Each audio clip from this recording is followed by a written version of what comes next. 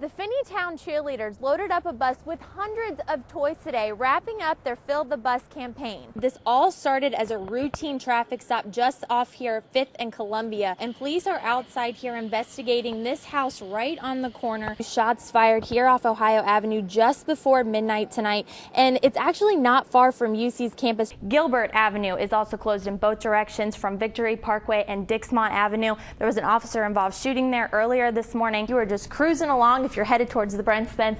Now 71 at Pfeiffer is a different story. This has been congested most of the morning, and this is 71 at 75 where we're seeing some backups, but like I said, traffic is moving smoothly in both directions. Generations of players have been put up on the wall of this exhibit, each having their own special memory of what it was like stepping on the field for the first time on opening day. We're here at the Northern Kentucky Convention Center for this year's annual Winter Fair, where over 200 artists from across the country have come out to display their artwork. What better way to spend the last 2 days of your summer than giving back?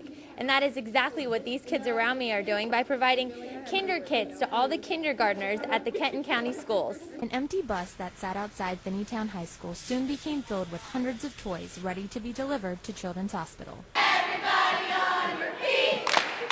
It has been a busy week for the Finneytown Sparkle Cats, who have been collecting toys from local events, basketball games, and has collected 600 toys in 6 days. So proud of these girls. Everything I ask them to do, they just do full force, no complaints. The girls say they were inspired by a 14-year-old cheerleader from Virginia who collected more than 4,000 toys to bring to Children's Hospital. I think it's really brave that she came to our city and did stuff even though she doesn't really know anyone from our city and she doesn't really have a connection with anyone from our city. And I think it's just a nice thing what she did overall and that she's letting us help her out with filling our bus. Savannah Day came to Cincinnati to have brain surgery at Children's, and once learning she would be spending the holidays in the hospital. Because I was coming to have brain surgery, and if they weren't going to have a Christmas, then I wasn't going to have a Christmas.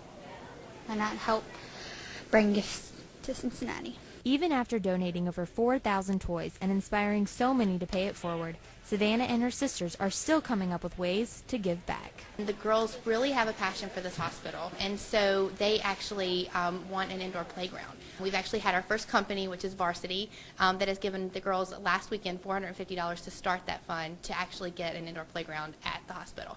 So the girls aren't done yet. Savannah's journey has far from ended here in Cincinnati. She plans on bringing even more toys back for her follow-up appointment in late January. Reporting live from Children's Hospital, Lauren Miner, Local 12 News. Break out those ball caps and let's play ball. It is that time of year again in Cincinnati where Reds fans are ready to cheer on their team for opening day. The Queen City has been counting down the days to when the gates will finally open at Great American Ballpark. Between all the emotions and excitement felt leading up to opening day, you could say that the game hits a little closer to home for fans and players. When they first call you out, the starting lineup and things, and it's just something you never forget. Reds former second baseman Ron Oster can still remember the nerves he felt on his first opening day. It's nerve-wracking. I mean, you're shaking and everything until the first ground ball's hit to you, or until the first couple pitches are thrown. You're pretty nervous. I mean, if you weren't nervous, then you weren't human. With growing up in Cincinnati, Oster idolized legends such as Pete Rose and Johnny Bench, so putting on that jersey for the first time was a dream come true.